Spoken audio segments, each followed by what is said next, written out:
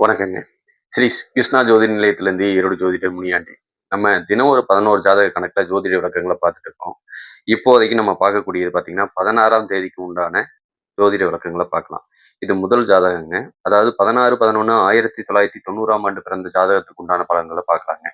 நீங்க பிறந்த 35 வருஷத்த பூர்த்தி பண்ணியிருப்பீங்க. நீங்க பிறந்தது வெள்ளிக்கிழமைங்க. தேய்பிற சதுர்தசி திதியில பிறந்திருக்கக்கூடிய உங்களுக்கு சுவாதி நட்சத்திர துலாம் ராசி பிறக்கக்கூடிய அமைப்பு. இதுக்கு சந்திராசிரமமா அமையறவங்க ரிஷபராசி சந்திராசிரமமா அமையும். ரூ ரே ரோ ரா இந்த பெயர் நாமம் கொண்டவங்களுக்கும் இந்த சுவாதி நட்சத்திர துலாம் ராசி பொருந்தும் அப்படிங்கிறத நீங்க எடுத்துக்கலாம். நமக்கு உண்டான குபேர புள்ளி என்ன அப்படின்னு பார்த்தீங்கன்னா, ரேவதி நட்சத்திர மீன ராசியிலையும், அதிர்ஷ்ட புள்ளி புனர்பூச நட்சத்திர கடகராசிலையும் அமையக்கூடிய அமைப்பு நல்லா இருக்குங்க. சரிங்களா? சுவாதி நட்சத்திர துலாம் ராசி அப்படின்னாவே நீங்க நேர்மைக்கு பேர் போனவங்க. ஆனா நீங்க செய்யற மர்மமான வேலையை யாருனாலையும் கண்டுபிடிக்க முடியாது. சரிங்களா? உங்களுக்குன்னு ஒரு பாணி வச்சிருப்பீங்க. அது எங்கேயுமே வெளிப்படாது. நீங்க ரொம்ப நல்லவன் அப்படிங்கிறது தான் எல்லாத்துக்கும் தெரியும். உங்களுக்கு உண்டான மறுபக்கம் யாருக்கும் தெரியாது அப்படின்னு எடுத்துக்கலாம். சரிங்களா? நீங்க ஆசைப்பட்டத அடையக்கூடிய தன்மை உண்டு. செல்வத்துக்கும் சரி, பெண்களுக்கும் சரி, அது உங்களுக்கு வந்து அதிகமாவே கிடைக்கும் அப்படிங்கிற வரைக்கும் எடுத்துக்கலாம்.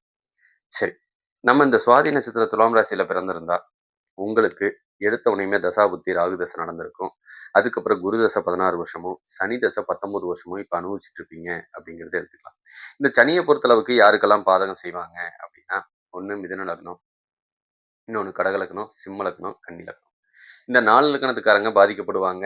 என்னன்னா கடன், நோய், வம்பு வழக்கு பிரச்சனை, போலீஸ் ஸ்டேஷன், கோர்ட் வரைக்கும் போறது, கணவன் மனைவிக்கு இடையில இருக்க ஒற்றுமை தடைபடுறது, சரிங்களா? ஊர் விட்டு, தேசம் விட்டு வெளியே போறது, ஒரு வீட்ல வாழ முடியாம அடுத்தடுத்த வீட்டுகளுக்கு மாறக்கூடியது, வாடகை வீட்டிலேயே இருக்கக்கூடியது, சொந்த வீட்டுக்கு போக முடியாத சூழ்நிலை இந்த 4 லக்னத்துக்காரங்களுக்கு ஏற்படும் அப்படிங்கிறத சொல்லிடுவேன்.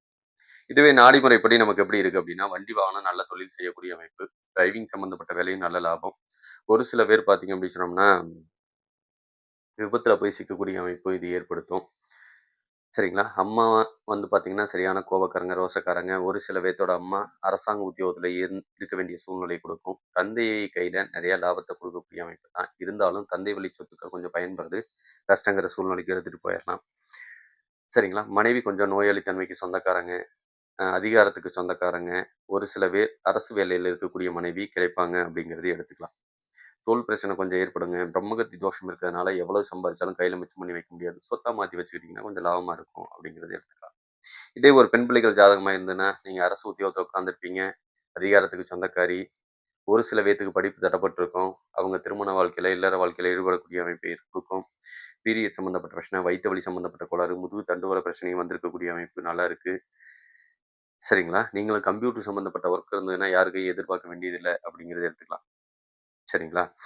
இதுவே எனக்கு கோச்சாரப்படி ஏதாவது பலன்கள் இருக்கா இப்போதைக்கு அப்படின்னு கேட்டிங்கன்னா, வண்டி வாகனம் எடுக்கணும்னு நெனைச்சா தாராளமா எடுக்கலாங்க. வீடு வாசல் கட்டணும் அப்படின்னு சொன்னா இப்போதைக்கு முடியாது. போன வருஷம் வேணா அந்த யோகம் இருந்தது. இப்ப வீடு கீது வாங்குறோம் அப்படின்னா தாராளமா நீங்க வாங்கலாம். அதுக்கெல்லாம் நல்ல யோகமா இருக்கு அப்படிங்கிறத சொல்லிக்கிறேன். மேலும் வேறு தகவல் தேவைப்பட்டா ஸ்ரீ கிருஷ்ணா ஜோதி நிலையத்தை அணுகுங்க. நம்ம பார்த்தீங்கன்னா, ஜாதகம் பார்க்கறதுக்கு ரூ. 200 சார்ஜ் பண்ணிட்டு இருக்கேங்க. அடுத்தது பிரசன்னம் ஃப்ரீயா பார்த்து குடுத்துட்டுருக்குறோம். அது ஒண்ணும் பிரச்சனை இல்ல. அடுத்தது பார்த்தீங்கன்னா, ஜாதகம் எழுதுறதுக்கு ஒரு ரூ. 1500யும், வாஸ்து பார்க்கறதுக்கு ரூ. 2000யும் வாங்கிட்டு இருக்கேங்க. உங்களுக்கு எது தகவல் தேவைப்பட்டா ஸ்ரீ கிருஷ்ணா ஜோதி நிலையத்தை அணுகுங்க. இதில ஃபோன் நம்பர் குடுத்துருக்கோம். வாட்ஸ்அப் நம்பர் இருக்குதுங்க. அதுக்கு நீங்க டெக்ஸ்ட் பண்ணுங்க. மிக்க நன்றி. வாழ்க வளமுடன். வணக்கம்.